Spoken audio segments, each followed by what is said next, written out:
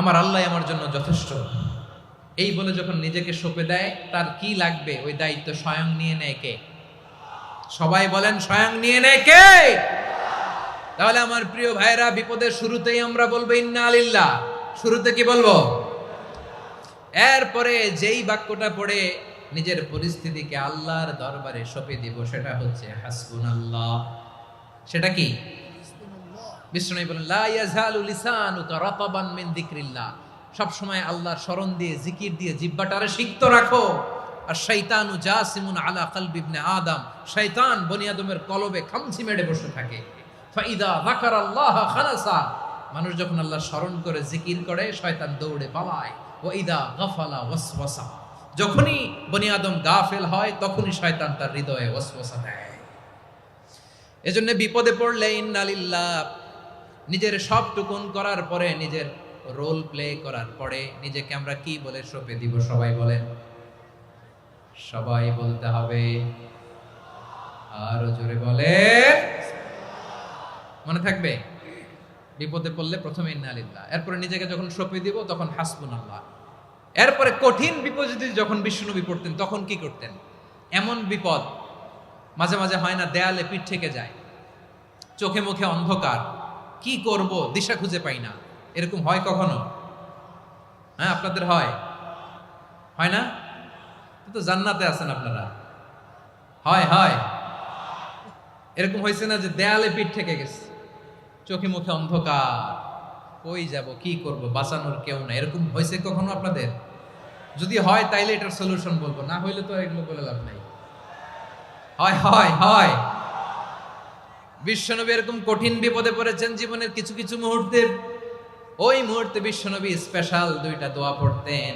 এই দোয়াগুলো আপনাদেরকে জানিয়ে দেয়। বিশ্বনবী বলেন, কঠিনতম বিপদে যখন পড়বা, দেয়ালে পিঠ থেকে যায়, চোখে মুখে অন্ধকার, বাঁচার কোনো উপায় নাই, তখন পড়বা লা ইলাহা ইল্লা আনতা সুবহানাকা ইন্নী কুনতু মিনাজ জালিমিন।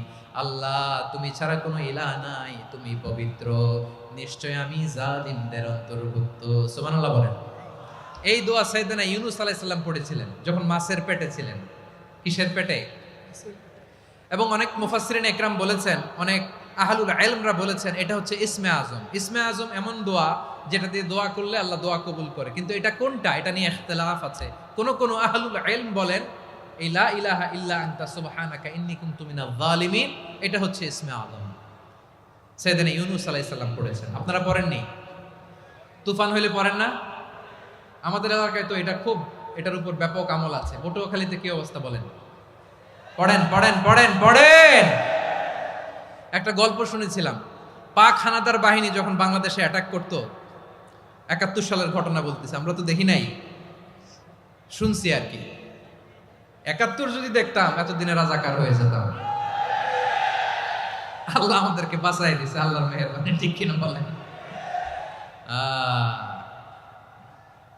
মন মতো হইলে মুক্তিযোদ্ধা, মন মতো না হইলে রাজাকার। কত কিছু দেখলাম এই শাহবাগের বুকে। আল্লাহ, ৭১ সালে দেখি নাই, আমরা শুনেছি, পাক হানাদার বাহিনী জিজ্ঞেস করত মুসলিম না অমুসলিম চেক করার জন্য, বলতো কালেমা বল, কালেমা বাতাও। তো যারা কালেমা বলতে পারতো, পাকিস্তানি বাহিনী নাকি ওদেরকে ছেড়ে দিত, শুনেছি।